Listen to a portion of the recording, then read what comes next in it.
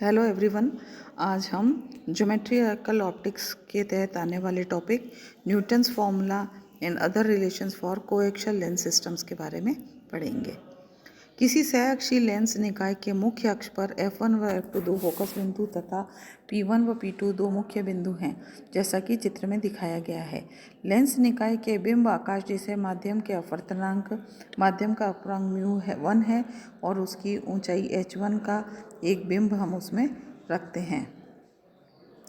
बिंब के बिंदु A के मुख्य अक्ष के समानांतर चलने वाली प्रकाश किरणें प्रथम मुख्य तल के बिंदु H1 पर आपतित होती हैं और अपवर्तन के पश्चात निर्गत किरण संयुग्मी बिंदु H2 से आती हुई द्वितीय फोकस F2 से गुजरती है, जैसा कि चित्र में दिखाया गया है।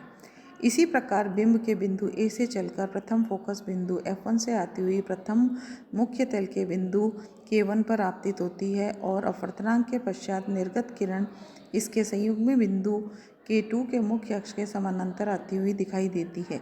ये दोनों निर्गत किरणें μ2 अपवर्तनांक वाले माध्यम में बिंदु A1 पर मिलती है, अतः AB का प्रतिबिंब A1B1 बनता है। माना प्रतिबिंब की ऊंचाई -h2 प्राप्त होती है तथा माना बिंब की से फोकस दूरी बिंदु से दूरी F1P -x1 तथा प्रतिबिंब की द्वितीय फोकस बिंदु से दूरी F2B1 x2 है। न्यूटन का सूत्र या न्यूटन का फॉर्मूला क्या होता है? चित्र से ये क्लियर है कि ये दोनों ट्राइंगल ABF1 तथा ट्राइंगल P1K1 F1 समरूप हैं, तो K1P1 upon AB is equal to F1P1 upon F1B। चिन्ह परिपाटी का उपयोग करने पर K1P1 is equal to -h2, AB is equal to h1, F1P1 is equal to F1 और F1B is equal to -x1 या -h2 upon h1 is equal to F1 upon -x1 या h2 upon h1 is equal to F1 upon x1, जिसे कि हमने समीकरण 1 से प्रदर्शित किया है। इसी प्रकार ट्राइंगल A1B1 F2 तथा ट्राइंगल H2P2 F1 समरूप है, इसलिए A1B1 upon H2P2 is equal to F2B1 upon F2P2 या H2 upon H1 is equal to X2 upon F2 के बराबर होगा, जो कि समीकरण 2 से प्रदर्शित किया है। चूँकि समीकरण 1 और 2 से हम लिख सकते हैं कि F1 upon x1 is equal to X2 upon F2, तो यहाँ से आगे हमारे पास x1 x2 is equal to F1 F2। यह जो समीकरण है, जिसको कि समीकरण 3 से दर्शाया गया है, इसे हम न्यूटन का सूत्र कहते हैं। इसमें बिंब तथा प्रतिबिंब की दूरियां क्रमशः x1 और x2 फोकस बिंदुओं से ली गई है। यदि बिंब व प्रतिबिंब आकाशों में माध्यमों के अपवर्तनांक समान हो तो F2 is equal to -F1 is equal to -F अगर माने तो x1 x2 is equal to F1 F2 is equal to -F² के बराबर होगा, जिसे हमने समीकरण 4 से प्रदर्शित किया है।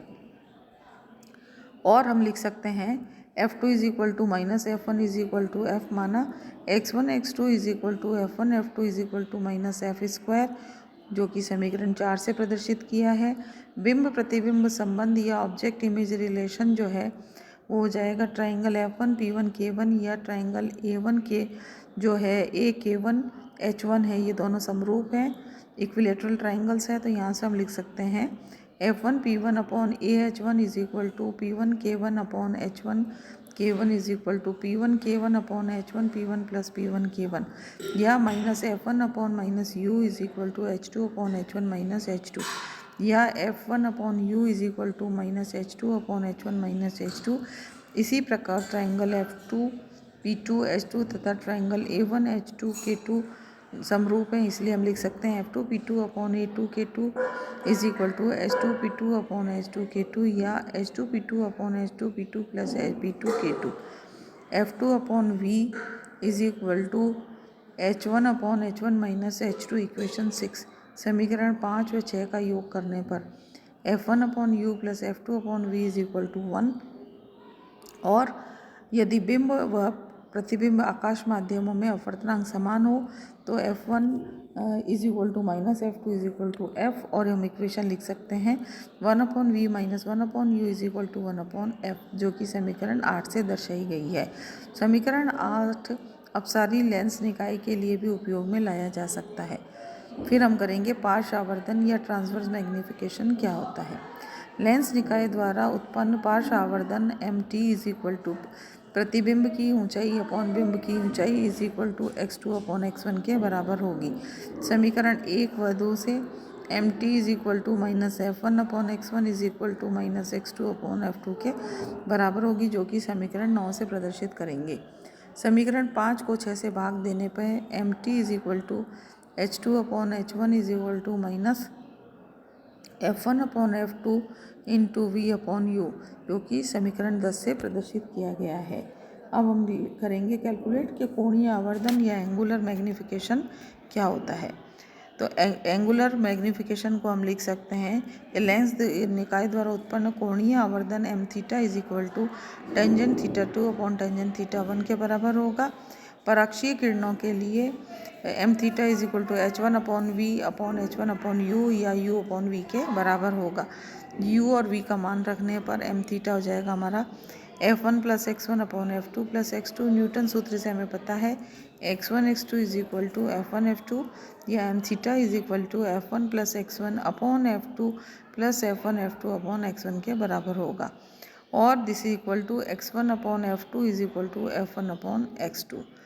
आगे के ज्या प्रतिबंध से हम लिख सकते हैं कि μ1 H1 sine theta 1 is equal to μ2 H2 sine theta के बराबर होगा। M theta is equal to tangent theta 2 upon tangent theta 1 is equal to sine theta 2 upon sine theta 1 is equal to μ1 H1 upon μ2 H2। Equation number 13।